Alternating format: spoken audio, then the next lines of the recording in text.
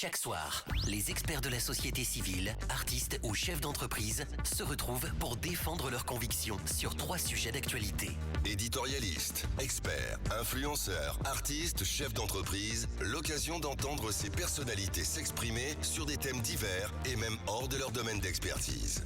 Sur Espace, c'est Les Informés. Tierno Madjouba, Félix Tamba Milimuno, Théophile Fassamano, Alphonse Mara.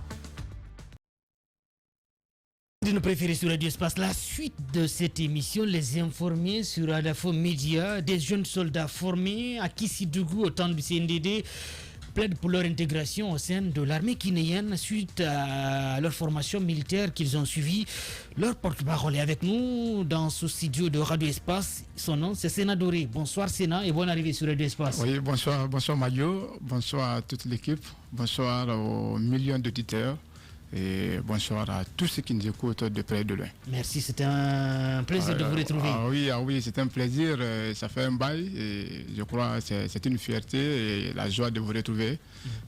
Vraiment, c'est une joie chez moi aujourd'hui. Merci beaucoup. Alors, vous avez suivi une formation militaire à un moment donné au temps du CNDD, même avec l'arrivée du président Alpha Condé jusqu'en 2011, vous avez été formé. Il ne restait que l'immatriculation. Vous n'avez pas été immatriculé. Est-ce qu'on peut connaître les raisons de cette décision à l'époque des autorités qui ne vous ont pas immatriculé? Pourtant, vous avez suivi toute une formation militaire à Kissidougou à l'époque. Merci Madio M. Ba. Merci, comme je le disais, merci à toute l'équipe. J'allais m'accorder quelques instants. Souhaiter joyeuses fêtes à nos mamans qui ont fêté leur fête hier, le 8 mars. Et le 8 mars, c'est une date triste chez moi. C'est le 8 mars 2011, c'est l'année à laquelle nous avons été expulsés du centre. Alors ça a coïncidé, donc joie et malheur. Mais je préfère la joie et souhaiter la fête, bonne fête à nos mamans. Bien. Maintenant, revenons sur cette formation militaire que vous avez suivie. Oui, voilà, on s'attendait quand même à une immatriculation. Exactement, comme vous voulez que je revienne sur la genèse, je crois que j'en avais parlé sur les ondes. Et bon, je reviens, nous avons été recrutés en 2009 au temps du CNDD. Vous savez, chaque régime a besoin de renforcer l'armée en recrutant des Guinéens, des jeunes Guinéens. Donc à l'époque, nous avons eu la chance d'être recrutés et envoyés à Kalea. Et de Kalea, nous avons suivi une formation de 6 mois. C'est de là les autorités d'alors ont décidé de nous répartir. Et afin de pouvoir améliorer nos conditions de vie, de formation au centre. Alors c'était une sorte de concentration à Kalea, mais néanmoins nous avons suivi quand même les formations militaires. Et les matières militaires, les 14 matières, nous les avons suivies. Et c'est de là, en janvier 2011, les autorités sont venues nous répartir. Soyez sûr que cette formation était l'une des formations les plus rigoureuses que l'armée guinéenne nous avait données. La formation commune de base. Après ça, les autorités, comme je vous l'ai dit, ils ont décidé de nous répartir. À l'époque, il y avait 2 grands centres. Il y avait le centre de Kalea et le centre de Mafreya, qu'on appelle Siam, centre d'instruction armée de mer. Donc, nous fûmes répartis entre 4 centres. Il y avait le centre de Kindia, le centre de Kankan, le centre de Kissidougou. Et il y avait un 4e centre qui était Falesade, où se trouvaient les jeunes gendarmes. Bien, à Dubreka. À Dubreka. Et ça, tous ces 4 centres formaient, comment dirais-je, notre promotion. Et nous avions rejoint Kissidougou, notre groupe, nous qui avons eu la chance d'être à Kissidougou. Alors, nous étions au nombre de 1972 à l'époque. Arrivé, les autorités d'alors ont exigé à ce que nous reprenions comment dirais-je, les critères d'intégration. Et vous savez, généralement, il y a 2 critères principaux. Vous savez, la course de 8 km, c'est de 8 km, et la visite médicale. Et c'est ce qui fut fait, nous avons accepté, malgré tout ce que nous avons suivi comme préalable, comme formation dans les autres centres, les centres précédents, nous avons accepté, puisque nous voudrons intégrer l'armée. Et après ces textes, à Kissidougou, je parle de Kissidougou parce que moi j'avais rejoint Kissidougou, j'étais dans le groupe de Kissidougou. Alors après, le texte, je crois le 30 mars 2010, les résultats sont tombés au centre. Et sur les 1972, ils ont retenu 1669. Parmi ces 1669, moi je faisais partie des admis, c'est-à-dire des aptes ceux qui avaient les aptitudes à continuer la formation militaire. Alors, c'est les 1669, c'est nous qui avons continué la formation jusqu'à la fin de la formation commune de base. Donc voilà, si vous me demandez comment nous avons accédé au centre. Bien. Oui, Chiplo. Bonsoir à toi et bonsoir à tout le monde. Donc je voulais savoir, après cette formation de commune de base, hein, vous écoutez, c'est comme si vous avez rempli tous les critères, vous avez passé par toutes les étapes. Et qu'est-ce qui n'a pas marché? Pourquoi, selon vous, on ne vous a pas recruté comme les autres après la formation? Voilà, et comment dirais-je, à l'époque, après la formation, nous avons reçu des fiches de fin de formation d'autres fiches que nous avons pu remplir au centre. Alors, jusqu'en décembre, je crois, novembre-décembre 2010, ils avaient même commencé l'immatriculation. Et ça, c'est du côté de Cancan. C'est à Cancan qu'ils avaient commencé, les autorités avaient commencé à immatriculer nos amis qui étaient du côté de Cancan. Et c'était la fierté dans les différents centres parce que nous disions, et après Cancan, c'était directement Kissidou et ainsi de suite. Voilà, de Cancan, après Cancan, le temps de venir à Kissidou, ça a coïncidé, comment dirais-je, à l'investiture de l'ex-président, le professeur Alpha Condé.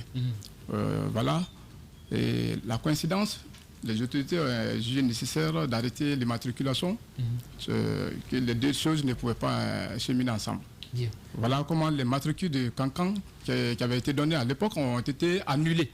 Donc malheureusement pour nous, nous n'avons pas reçu de matricules. Et même si nous avions reçu, ça serait annulé. Bien, comme ceux de Cancan. Voilà, oui, comme ceux de Cancan. Oui, Alphonse Mara. Les motifs qu'ils ont évoqués pour vous renvoyer du camp, n'était-ce pas pour indiscipline? À l'époque, je m'en souviens, après l'annulation, l'investiture s'est passé très bien. Nous étions au centre, nous attendions notre prise en charge, c'est-à-dire un militaire, il faut avoir le matricule pour être officiellement au compte de l'État. Ouais, c'est vrai, on était recrutés au compte de l'État, l'État nous a recrutés, nous a formés, mais la chose qui pouvait finaliser, garantir, c'était le matricule. Et ça, c'est dans presque tous les domaines pour être au compte de l'État. Alors, le directeur était chaque fois convaincu à Conakry pour nous remonter des informations sur notre situation.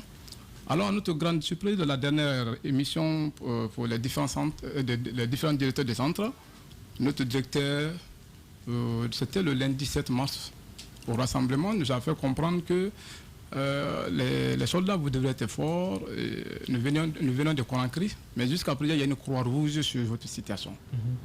Une croix rouge, donc soyez fort. Et le directeur, jusqu'à présent, il vit, c'est le colonel Faïm Bambara. Il nous a fait comprendre qu'il avait jusqu'à présent une croix. Donc voilà comment tout le monde était abasourdi, c'était un remords le lundi. Donc c'était confus, les gens se posaient après le rassemblement. Après avoir passé des années. Oui, des années. 3 ans. Près de 3 ans, nous avons accepté toutes les conditions, comme vous savez. Donc, on vient de nous annoncer comme ça. Et qui nous annonce? C'est le directeur du centre de Kissidougou, le colonel Faïm Bambara. Donc, voilà comment le moral était enterré. C'était pas bas, c'était enterré.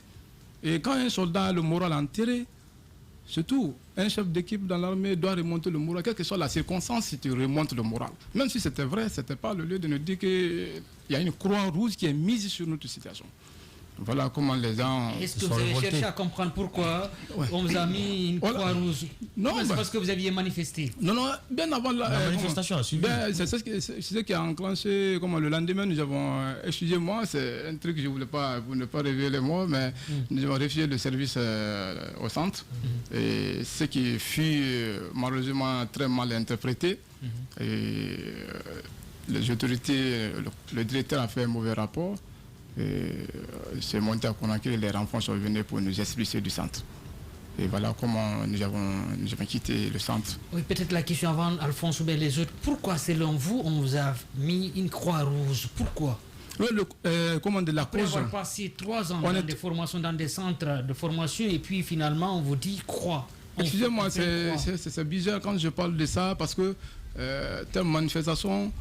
Le directeur a annoncé la croix, l'information sur la croix rouge qui était mise sur nous. On ne pouvait pas lui demander pourquoi il y a une croix sur nous. Il nous a donné une information, le soldat s'informe au rassemblement. Il nous a informé, c'est vrai, c'est le directeur qui nous a informé, il vient de Conakry. Donc, pour quelqu'un qui a subi la formation commune de base, il s'attend a été immatriculé et renvoyé à une unité, vous l'annoncez tout de suite, c'est comme si vous l'annoncez un décès. Bien, oui, Voilà, on se rappelle qu'il y avait Dadis qui était au pouvoir après la mort de Conté. On ne va pas revenir sur comment est-ce qu'il est venu au pouvoir. Et le recrutement qui a eu lieu, c'était sur quelle base? Parce que pour la plupart des personnes, c'était sur la base régionaliste, le recrutement dans sa globalité. Merci. Votre question est très pertinente. C'est ce que les gens pensent. Les gens pensent que la promotion à l'époque, c'était une promotion purement forestière et que c'était seulement des forestiers. Laissez-moi vous informer que les premiers éléments de recrutement CNDD à l'époque, c'était venu des Cancans. Moi, j'ai eu la chance d'avoir la liste, mais je dirais qu'il y a beaucoup plus la Haute-Guinée et la forêt. Les premiers éléments, voilà, avant que moi je n'accède au centre, les premiers éléments. En me référant au nom. Voilà, les premiers éléments étaient venus de Cancan et vu la rigueur de la formation, beaucoup n'ont pas supporté. Et nous étions à Conakry. Combien de fois on s'est battu au temps de lancer en compte pour intégrer? Donc on était prêts moralement pour affronter ces intempéries. Donc voilà pourquoi nous... Mais les gens pensent que c'était... L'armée n'est pas régionaliste, l'armée guinéenne est, républicaine et nationale. Donc toutes les ethnies y étaient représentées. Bien. On va marquer une pause. Après, Félix, je reviendrai vers vous. Le temps pour nos obligations commerciales. On revient juste après dans cette émission Les Informés sur Radio Espace. Comme vous le savez, nous sommes avec Sénat Doré, le porte-parole de ces jeunes soldats formés à Kissidougou, au temps du CNDD, qui plaident aujourd'hui pour leur intégration au sein de l'armée guinéenne après avoir suivi une formation militaire de près de 3 ans. On revient juste après, dans 5 minutes. Radio Espace Guinée. Chaque soir, les experts de la société civile, artistes ou chefs d'entreprise se retrouvent pour défendre leurs convictions sur 3 sujets d'actualité. Éditorialistes, experts, influenceurs, artistes, chefs d'entreprise, l'occasion d'entendre ces personnalités s'exprimer sur des thèmes divers et même hors de leur domaine d'expertise. Sur Espace, c'est Les Informés. Tierno Madjouba, Félix Tamba Milimuno, Théophile Fassamano, Alphonse Marat.